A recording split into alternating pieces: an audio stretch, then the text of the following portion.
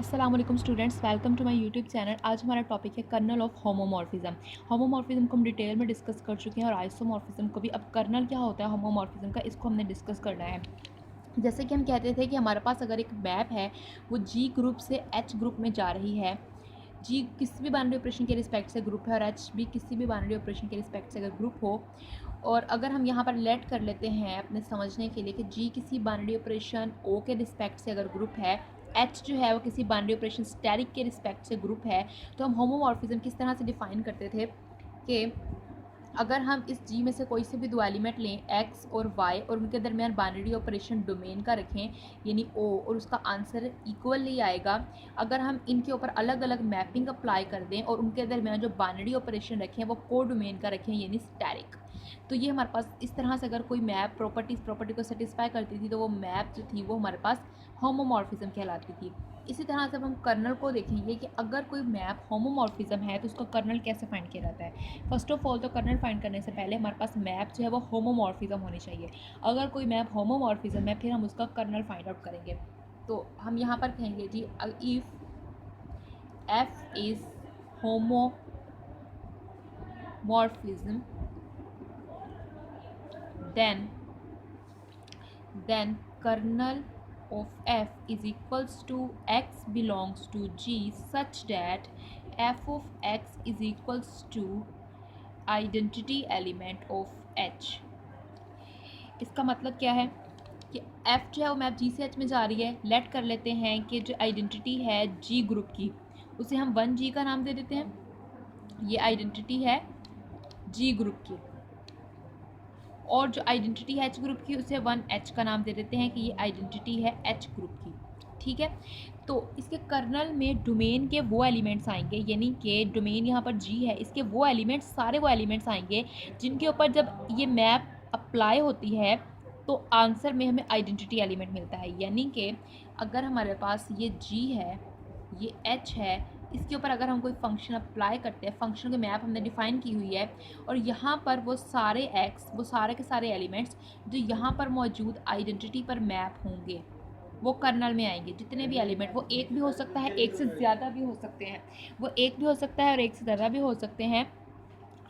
अगर हमारे पास ये होमोमॉर्फिज्म, ये मैप एफ जो है, जो होमोमॉर्फिज्म है, ये होमोमॉर्फिज्म होने के साथ साथ 1 1 भी हो तो उसके कर्नल में सिर्फ एक ही एलिमेंट आएगा और वो होगा 1। क्योंकि अगर ये 1 1 हो जाएगी तो हमारे पास यहाँ पर आइडेंटिटी एलिमेंट हमेशा ही हमारे पास कर्नल के अंदर मौजूद होता है। यानी कि कर्नल एफ के अंदर कम से कम एक ऐसा एलिमेंट ज़रूर होगा, क्योंकि ये भी हमारे पास ग्रुप है, ये भी ग्रुप है, तो आइडेंटिटी के ऊपर मैप तो होगा। इसमें आइडेंटिटी एलिमेंट जो है वो आइडेंटिटी एलिमेंट पर ही मैप होगा, क्योंकि हमारे पास अगर कोई मैप होमोमॉर्फिज्म है तो उसमें ये प्रॉपर्टी होल्ड करती है f of 1 is equals to 1। जो भी हमारे पास अगर ग्रुप की जो हमारे पास आइडेंटिटी है वो ज़ीरो है तो यहाँ पर जो भी आइडेंटिटी होगी, फॉर एग्जांपल अगर 1 ही जी की आइडेंटिटी है और 1 ही एच की आइडेंटिटी है तो उसके ऊपर मैप अप्लाई होने से आंसर 1 ही आता है। यानी आइडेंटिटी हमेशा आइडेंटिटी पर ही मैप होगी जब हम होमोमॉर्फिज्म के ऊपर जो भी हम मैप डिफाइन कर रहे होंगे। तो कर्नल एफ कभी भी एम्प्टी नहीं हो सकता, इसके अंदर वो सारे एलिमेंट्स आएंगे जो एच की आइडेंटिटी पर मैप हो रहे होंगे। अगर ये एफ होमोमॉर्फिज्म के साथ साथ 1 1 भी हो जाए तो इसके कर्नल में सिर्फ एक ही एलिमेंट आएगा, वो आएगा आइडेंटिटी, क्योंकि हमारे पास 1 1 फंक्शन के अंदर डिस्टिंक्ट एलिमेंट्स डिस्टिंक्ट इमेजेस देते हैं इस वजह से। तो हम यहाँ पर कर्नल की बात कर रहे थे, तो हमारे पास कर्नल एफ के अंदर वो डोमेन के अंदर सारे एलिमेंट्स दिखने हैं जो एच की आइडेंटिटी के साथ मैप होंगे। तो इससे रिलेटेड एग्जांपल्स करते हैं, फिर आप लोगों को समझ में आएगा। जैसे मैं यहाँ पर एग्जांपल ले रही हूँ, आइडेंटिटी मैंने एक यहाँ पर मैप दी है, एग्जांपल लेते हैं जी। आइडेंटिटी मैप पहले डिस्कस कर लेते हैं कि आइडेंटिटी मैप है जो कि जी से जी में जा रही है, और हमें पता है आइडेंटिटी मैप जो है वो होमोमॉर्फिज्म भी होती है। और आइडेंटिटी मैप किस तरह से डिफाइन होती है कि जो डोमेन में से एलिमेंट रहती है वही हमारे पास रेंज में हमें एलिमेंट देती है। आइडेंटिटी मैप इस तरह से डिफाइन होती है। अब हमने इसका कर्नल फाइंड करना है, कर्नल फाइंड करना है आई मैप का। तो किस तरह से डिफाइन करेंगे कि यहाँ पर वो डोमेन के एलिमेंट्स आएंगे सच डैट जब उनके ऊपर आई ऑफ एक्स अप्लाई हो रहा होगा तो वो आइडेंटिटी दे रहे होंगे जी की। ठीक है, वो क्या दे रहे होंगे, आइडेंटिटी दे रहे होंगे जी की। तो अब यहाँ पर देखते हैं एक्स बिलोंग्स टू जी। अब आई ऑफ एक्स किसके इक्वल है, एक्स के, एक्स इज इक्वल्स टू 1 जी। यानी कि ये आइडेंटिटी मैप के अंदर सिर्फ आइडेंटिटी एलिमेंट ही होगा जो कि आइडेंटिटी से मैप होगा, क्योंकि आइडेंटिटी एलिमेंट में क्या होता है, हर एलिमेंट अपने आप का खुद ही मतलब के इमेज होता है, यानी अगर यहाँ 1 है तो यहाँ 1 आएगा, 2 है तो 2 ही आएगा। तो आइडेंटिटी एलिमेंट ही मैप होगा, इसके अलावा और कोई एलिमेंट आइडेंटिटी पर मैप नहीं होगा। इसका मतलब इसके कर्नल में सिर्फ एक ही एलिमेंट आएगा और वो आएगा आइडेंटिटी। ठीक हो गया। और एग्जाम्पल्स करते हैं हम इससे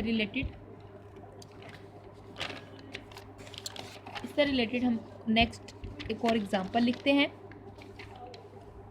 एग्जाम्पल है उसके अंदर हम मैप ले रहे हैं f जो कि z अंडर एडिशन ग्रुप से जा रही है हमारे पास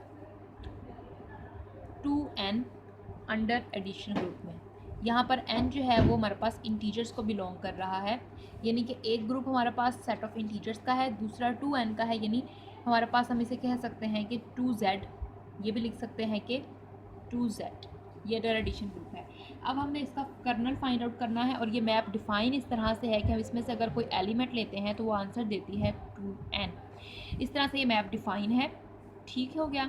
अब हमने इसका कर्नल फाइंड आउट करना है, तो कर्नल जब f का फाइंड करेंगे तो इसमें वो एलिमेंट्स आएंगे z के, यानी डोमेन के, सच डैट जब उसके ऊपर फंक्शन अप्लाई हो रहा होगा तो वो आइडेंटिटी देंगे। अब देखें यहाँ पर जो कोडोमेन है उसमें सेट ऑफ इंटीजर्स का ही की मल्टीपल्स ही पड़े हैं और उसमें आइडेंटिटी एलिमेंट क्या होता है, 2z में किस टाइप के एलिमेंट्स हैं, 0 +-2 +-4 एंड अप टू सो, इसी टाइप के एलिमेंट्स हैं। इसमें आइडेंटिटी एलिमेंट 0 है तो f of n is equals to 0। हमें कोडोमेन की आइडेंटिटी लिखनी होती है तो यहाँ पे आइडेंटिटी 0 है तो यहाँ आ जाएगा 0, n belongs to z, f of n is equals to है 2nk is equals to 0 which is equals to n belongs to z such that n is equals to 0, यानी इसके कर्नल के अंदर एलिमेंट कौन सा आ जाएगा, 0 ही आ जाएगा, यानी कि इसके अंदर 0 ही 0 पर मैप हो रहा होगा।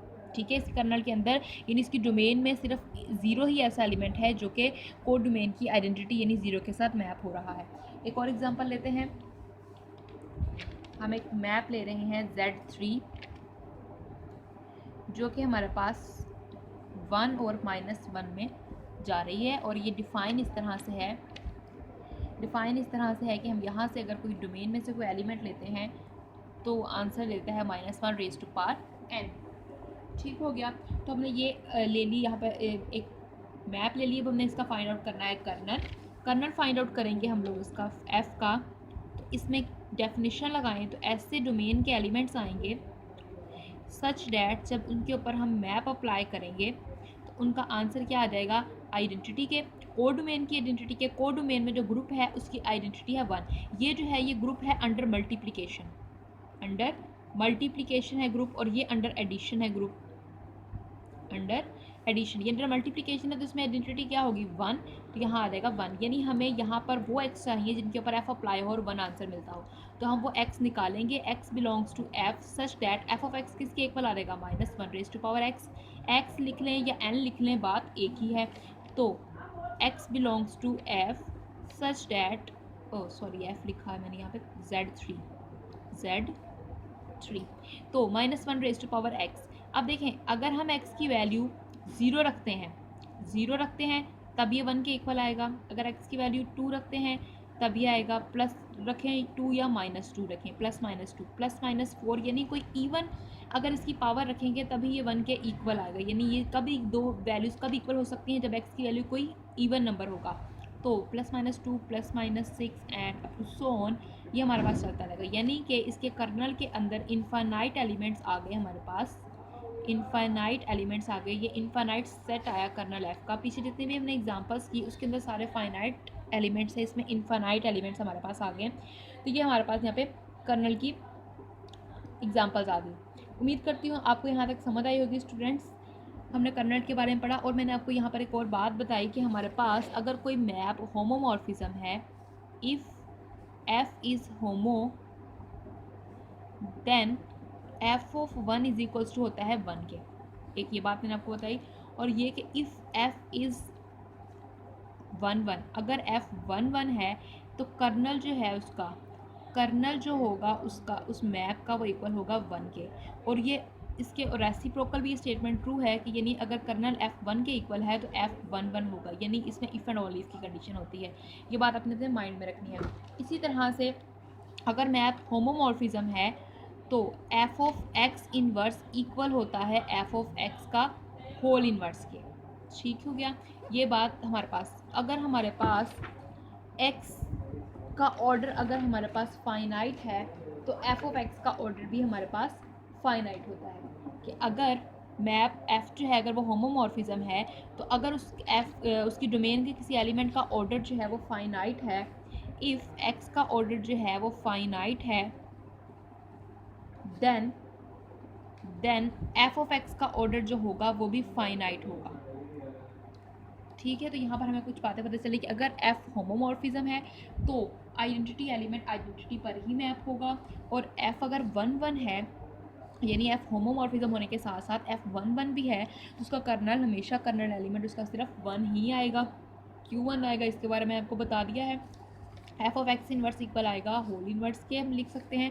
अगर उसके किसी डोमेन के एलिमेंट का ऑर्डर फाइनाइट है तो उसका जो हम इमेज लेंगे वो उसका ऑर्डर भी हमारे पास क्या होगा, फाइनाइट होगा। ठीक हो गया स्टूडेंट्स, नेक्स्ट लेक्चर के अंदर हम लोग डिस्कस करेंगे first isomorphism theorem, second, third and fourth isomorphism theorem तक।